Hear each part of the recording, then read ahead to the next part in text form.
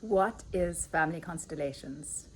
So I think so many of us are here today needing to transmute all the generational trauma that has come through our family lines and is sitting in us, creating all these patterns that are so difficult to work with, so difficult emotionally.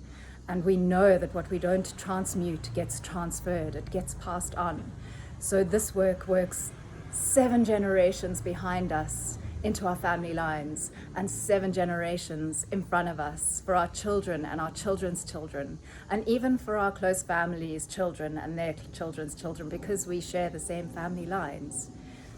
And what does family constellations look like? Well, you can do it one-on-one with a facilitator, or you can do it in a group. In a group, it looks like I like to set up a circle, so we all sit in a circle. A group of people come and they sit in a circle.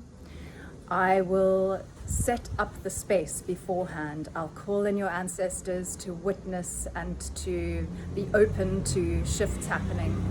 And I play sound, music, and burn incense and white sage to clear the space as well. So it's a very high frequency space. And then the people that come in and sit in that circle also create the container for the field. So the field is all around us. It is there anyway, but this is just a super heightened version of it as people gather together and as the intention comes to work in this space. And so you will have the facilitator, in this case that would be me, and all I do is read the field.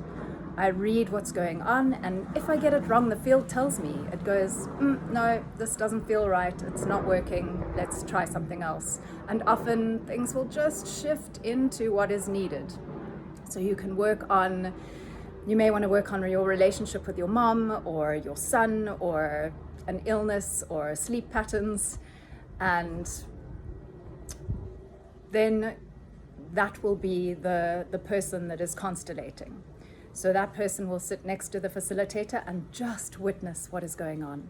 And that person will then choose people that are in the circle, that are holding the space for the field, to represent what they're wanting to work on. So they'll choose someone maybe for themselves and someone maybe for their son, and place them in the field, place them in the center. And then we see what happens. And when you are chosen to work on someone's stuff, what is beautiful about it is that it's not your story. So even if in some way you are relating to it, and often you are, the people that are chosen to represent in the center and the people sitting around in the field often have some feeling of familiarity with what is being constellated. And so much just gets shifted for everyone, because especially when it's not your story, and for the person that's constellating, you're just witnessing. So there's nothing that you can do, you're just seeing what is reality. And sometimes we may have a little bit of a different perspective on what the actual reality is, and the field shows us and it shifts it for us. And it is such powerful, beautiful work. It is phenomenological. It's difficult to really explain unless you come and experience it for yourself. So if you're ready, please do come. Please try it out.